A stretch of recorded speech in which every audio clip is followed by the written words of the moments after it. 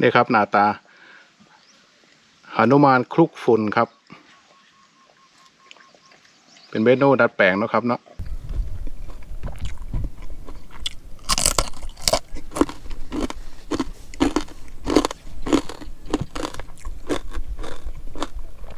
แซ่บทุกคำเลยครับพี่น้อง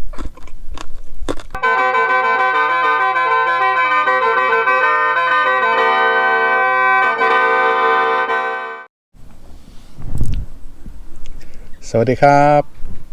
พี่น้องสู้ผู้สู้คนทุกหม่องทุกบอลครับเมื่อนี้ลูกอีสานพากินพาเที่ยวพาพี่พาน้องมากินข้าวเหมือนกันครับเมื่อนี้ครับส้มตำปลานัวใส่กุ้งลวกครับแล้วก็ข้อหมูย่างเป็นสูตรหนุมานคลุกฝุ่นครับ wow. เดี๋ยวมาลองกินน้ำกันกับลุงอ้วนนะครับว่าจะเป็นยังไงครับ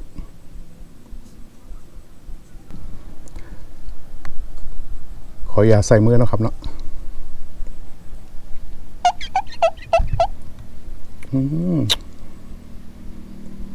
ครับ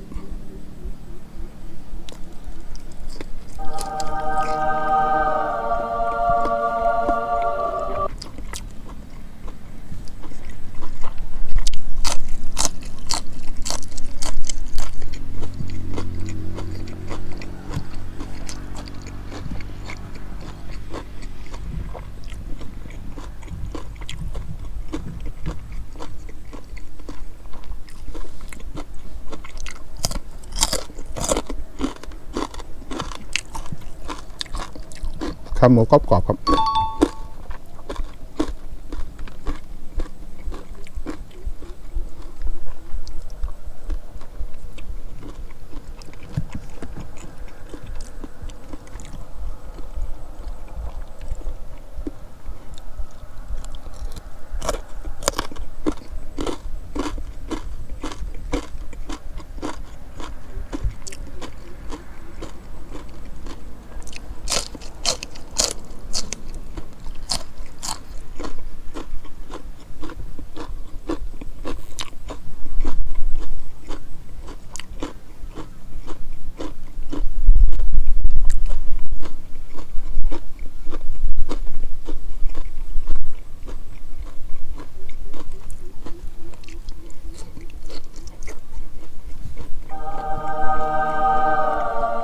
นุ่มครับนุ่มน่าหรอหอมข้าวคั่วครับเป็นสูตรว้าว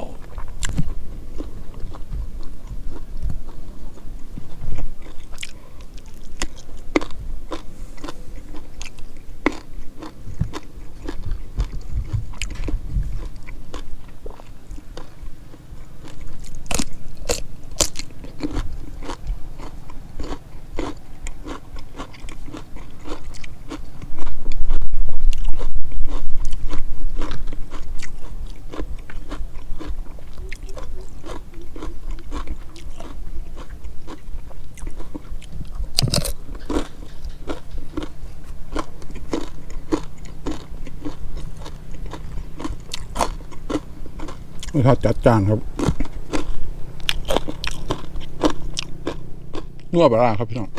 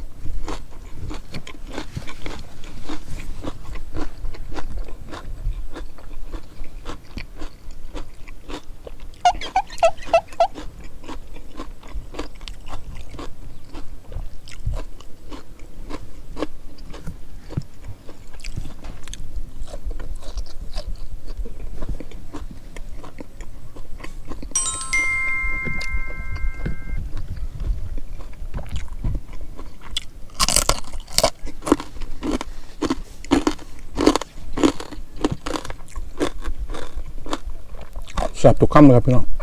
ว้าว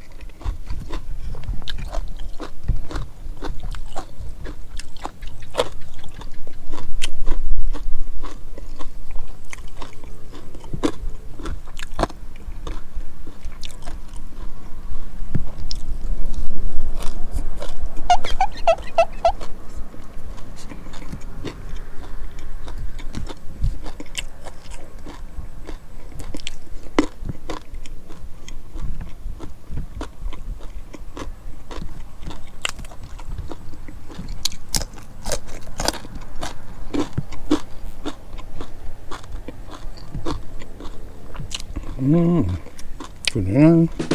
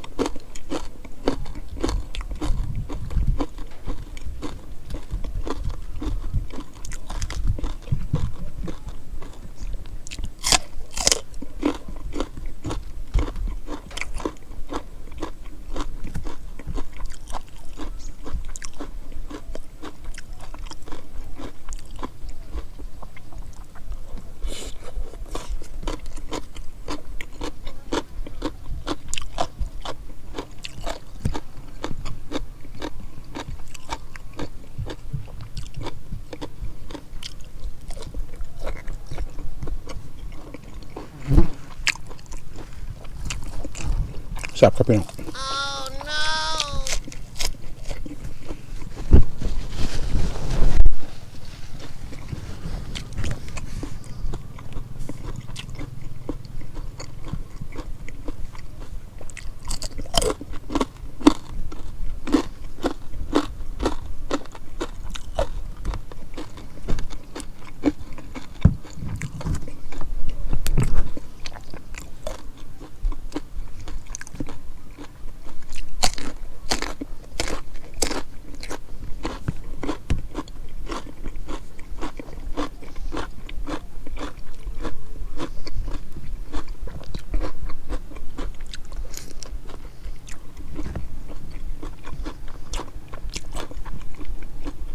กุ้งลวกครับปลาเนื้อดีครับ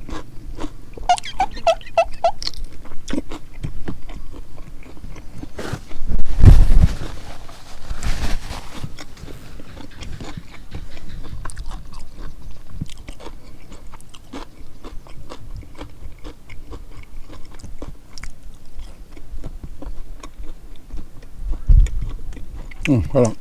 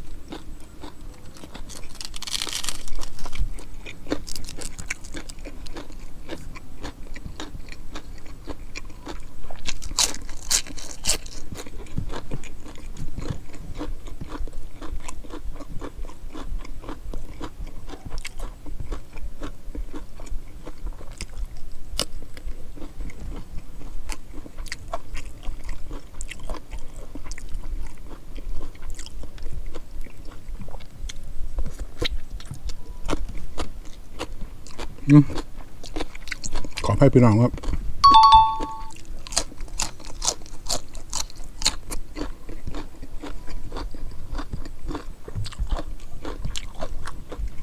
เอ้ยคำนะครับ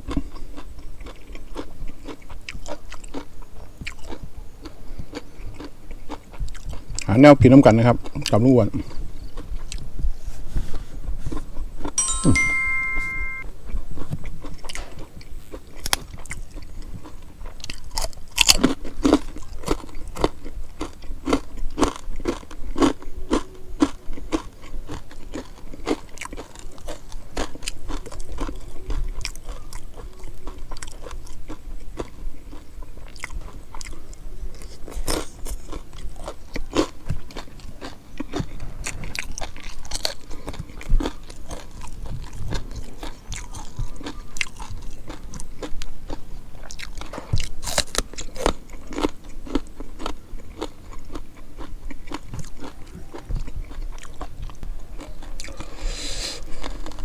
ต้องเผ็ดต้องแสบพี่น้อง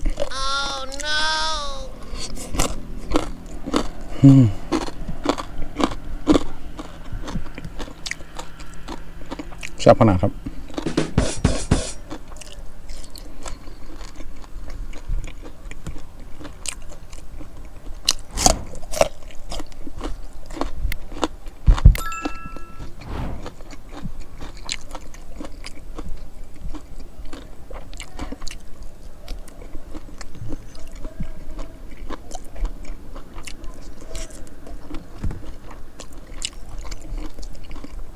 อยากกินเนื้อกุ้งครับเผ็ด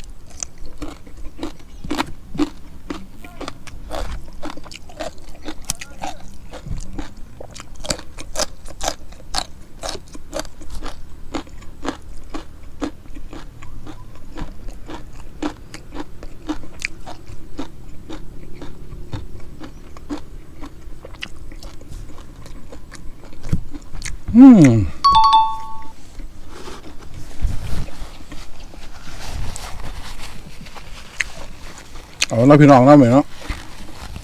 ก็ถือว่าสมควรนะครับกินบ้างครับจากไหนก็ฝากไลค์ฝากแชร์ฝากกดติดตามลูกอีสานพากินพาเที่ยวของลุงอ้วนเลยครับสำหรับมื้อนี้สวัสดีครับ